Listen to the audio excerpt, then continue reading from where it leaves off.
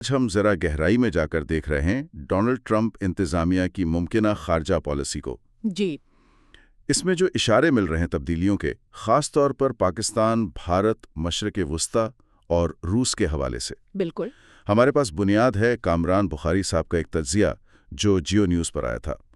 تو کوشش یہ ہے کہ سمجھیں کہ ان تبدیلیوں کے پیچھے کیا حکمت عملی ہو سکتی ہے۔ جی، اور یہ سمجھنا اہم ہے کہ یہ جو تبدیلیاں ہیں نا، یہ شاید امریکہ کی ایک بڑی حکمت عملی کا حصہ ہیں، جسے ریٹرینچمنٹ کہتے ہیں۔ ریٹرینچمنٹ یعنی کہ امریکہ دنیا بھر میں اپنی جو براہ راست ذمہ داریاں ہیں انہیں کچھ کم کر رہا ہے، تھوڑا پیچھے ہٹ کر کردار ادا کرنے کی کوشش۔ اچھا، تو چلیں جنوبی ایشیا سے شروع کرتے ہیں۔ پاکستان کے لیے بظاہر کچھ نرمی سی نظر آتی ہے، یہ کیا واقعی کوئی رعایت ہے یا کچھ اور معاملہ ہے؟ دیکھیں، اسے صرف مہربانی کہنا شاید ٹھیک نہ ہو، یہ بنیادی طور پہ نا امریکی مفادات کا تحفظ ہے۔ مفادات کا تحفظ؟ جی، نئی سوچ یہ لگتی ہے کہ امریکہ خود براہ راست مداخلت کم کرے اور جو خطے کے اہم ممالک ہیں جیسے پاکستان، بھارت، ان کو زیادہ آگے لائے۔ اچھا۔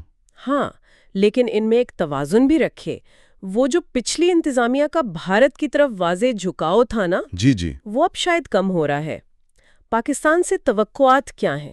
ایک تو خطے میں استحکام، خاص طور پہ پاک بھارت کشیدگی میں کمی لانا، اور نئے تجارتی مواقع جیسے وہ کرٹیکل منرلز کی بات ہو رہی ہے۔ اچھا، کرٹیکل منرلز یعنی جو اہم معدنیات ہیں؟ جی، جو جدید ٹیکنالوجی کے لیے بہت ضروری ہیں۔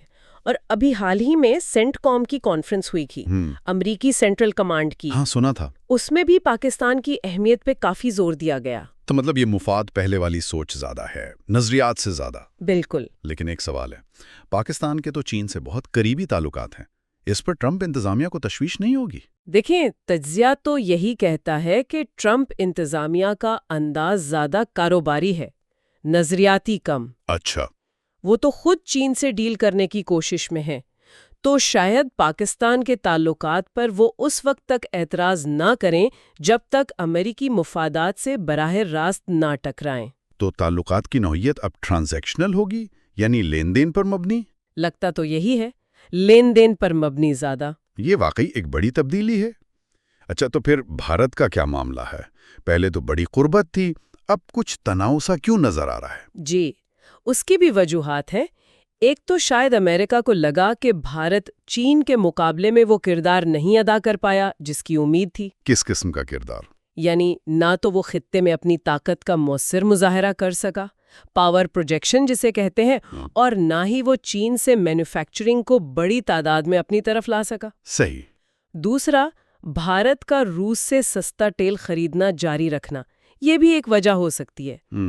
اور تیسرا، وہ جو ٹرمپ صاحب نے تالسی کی پیشکشیں کی تھیں، انہیں بھارتی قیادت نے، جیسے وزیر دفاع راج ناتھ سنگھ نے، کھلے عام رد کر دیا تھا۔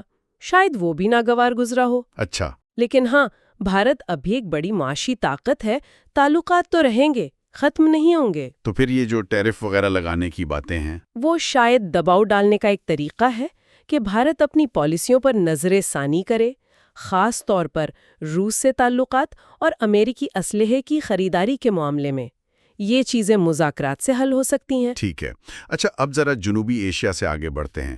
افغانستان، روس یوکرین جنگ اور نیٹو، ان عالمی مسائل پر کیا سوچ نظر آتی ہے؟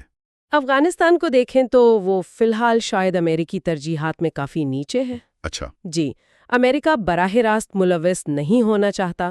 لگتا ہے ذمہ داری خطے کے ممالک پر ڈالنے کا ارادہ ہے، جیسے پاکستان، وسطی ایشیائی ریاستیں۔ اور روس یوکرین؟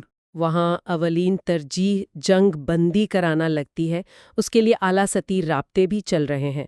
وہ الاسکا میں ممکنہ ملاقات کی افواہیں تھیں یا ایک خصوصی ایلچی بھیجے گئے تھے۔ اسٹیو وٹکاف؟ جی، اسٹیو وٹکاف۔ مقصد شاید ایک ڈیل کو انجینئر کرنا ہے۔ اور نیٹو کا مستقبل؟ وہ تو ایک بڑا سوال ہے۔ بہت بڑا سوال ہے۔ امریکہ میں عوام اور دونوں پارٹیاں سبھی یہ کہہ رہے ہیں کہ بھئی یورپی اتحادی دفاعی اخراجات کا بوجھ زیادہ اٹھائیں۔ تو کیا نیٹو کمزور ہو جائے گا؟ کہہ نہیں سکتے، ہو سکتا ہے یورپی ممالک کا کردار بڑھے یا کوئی نیا یورپی دفاعی نظام بن جائے، جیسے جرمنی نے لیتھوینیا میں اپنا بریگیڈ تعینات کیا ہے، یہ ایک اشارہ ہو سکتا ہے۔ نیٹو کا مستقبل اصل میں روس کے مستقبل سے بہت جڑا ہوا ہے۔ صحیح۔ اب ذرا مشرق وسطیٰ کا رخ کرتے ہیں۔ ایران کے ساتھ مذاکرات کا کوئی امکان ہے؟ ایران فی الحال مذاکرات اولین ترجیح نظر نہیں آتے۔ کیوں؟ ایران خود کافی مشکلات میں گھرا ہوا ہے۔ وہ جوہری تنصیبات کو نقصان پہنچا، پھر قیادت کی تبدیلی کا مسئلہ ہو سکتا ہے، پاسداران انقلاب کے کردار پر سوالات، فوج کا کردار بڑھ رہا ہے، اور معاشی مسائل تو ہیں ہی، پانی، بجلی کی قلت۔ تو بالکل کوئی بات چیت نہیں ہوگی؟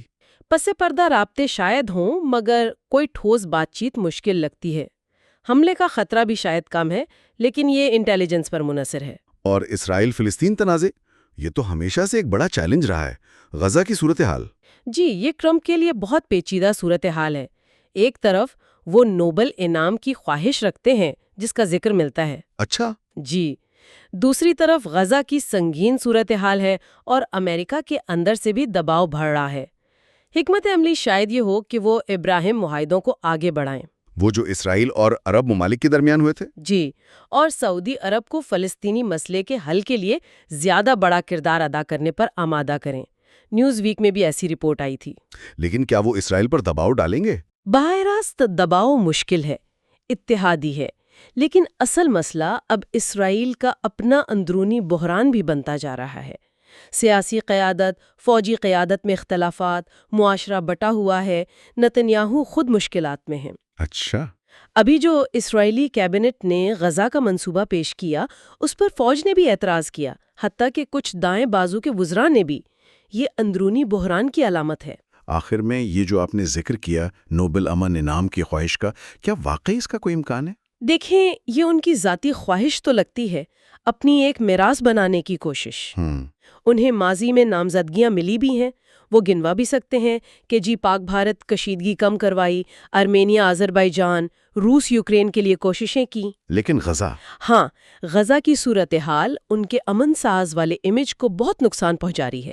فیصلہ تو آخر میں کمیٹی کا ہوتا ہے، اور وہ کافی موضوع بھی ہو سکتا ہے۔ تو خلاصہ یہ ہے کہ امریکی خارجہ پالیسی میں ایک واضح تبدیلی کی طرف اشارے مل رہے ہیں۔ کم عالمی ذمہ داریاں، شراکت پارٹنروں پر زیادہ انحصار، توازن کی نئی کوششیں، اور تعلقات میں لین دین کا عنصر غالب۔ بالکل، اور یہاں ایک آخری سوچ یہ آتی ہے کہ کیا ایسی خارجہ پالیسی جو اتنی زیادہ لین دین پر مبنی ہو اور شخصیات پر منحصر ہو، کیا وہ لمبے عرصے تک چل سکتی ہے؟ کیا وہ مؤثر ہو سکتی ہے؟ خاص طور پر جب اسرائیل اور ایران جیسے اہم خطوں میں اتنے گہرے اندرونی بحران ہوں؟ جی، جن پر شاید باہر کا اثر و رسوخ بھی محدود ہو۔ یہ وہ سوال ہے جس کا جواب تو شاید